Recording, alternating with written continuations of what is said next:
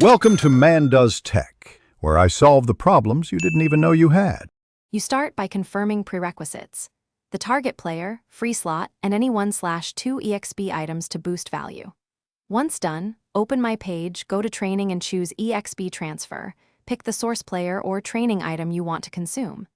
Make sure to watch the transfer cost, GP or ticket, and the % efficiency shown, because that determines how much actual EXP arrives.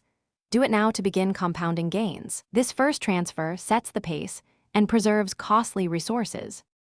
Now you focus on execution. Stack EXP strategically. You want same position sources first because they often yield higher conversion.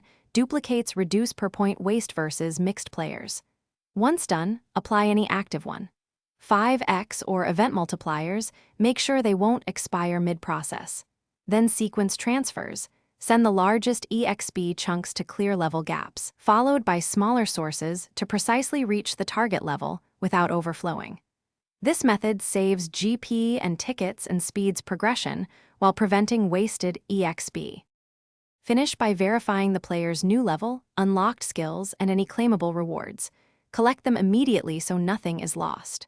Once done, stash remaining boosts and plan their use for the next event to maximize value, and always track your GP and ticket balance to avoid surprises. If something goes wrong, EXP not applied or values mismatch, check the slot cap and active boosts, then force a client restart to resync. If that fails, open support with screenshots as a last resort. Thanks for watching. If you found this helpful, don't forget to like and subscribe.